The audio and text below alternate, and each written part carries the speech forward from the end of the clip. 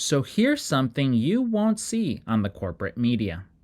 In just a few months, the percent of black voters who are wanting to vote outside the two-party system has tripled.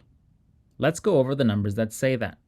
Take a look at this August poll from The Economist and YouGov, which had 1,500 registered voters, and asked, if an election for president were going to be held now and the Democratic nominee was Joe Biden and the Republican nominee was Donald Trump, would you vote for Joe Biden, Donald Trump, other, not sure, or don't know?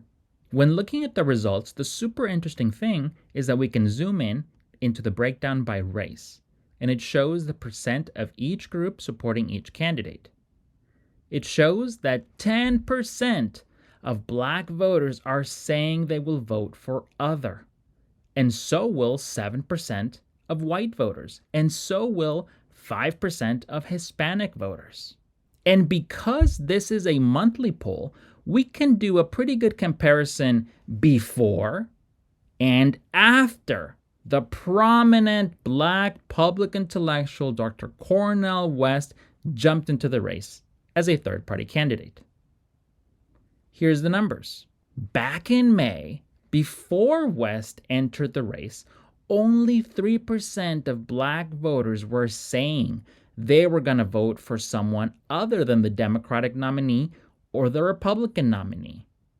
You can see that white voters were at 5% for that, and Hispanic voters were at 4%. We can make a bar chart of those differences across the 3 months, and it is truly striking. A boost from 3% to 10%, that's called a tripling of support in just a few months, with many months to go until the general election. Another way to think about the incredible promise of these numbers is that there's around 20 million registered voters who are black, and 3% of that is around 600,000 people. But 10% of 20 million? That's 2 million black voters. In other words, in just a couple of months, around 1,400,000 black voters have decided to stop supporting the two-party system. And those voters are going to talk to their friends, family, coworkers, neighbors about Dr. West's historic third-party campaign. And I should say, even though Dr. West's gains with white and Hispanic voters are smaller than his gains with black voters, he is definitely gaining. And we all remember how back in 2016, at the beginning of his candidacy, Senator Bernie Sanders wasn't well known by black voters or by Hispanic voters. But of course, by the end, people of all backgrounds got to know and appreciate Bernie's progressive campaign agenda. And he picked up a lot of support from black voters and Hispanic voters, especially the younger generations.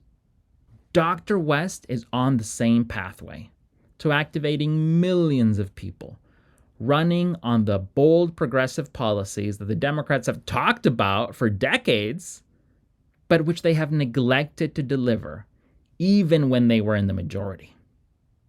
The truth is that it is only a matter of time before the people of the United States are successful in breaking the two-party system, just like our neighbors did south of the border in 2018.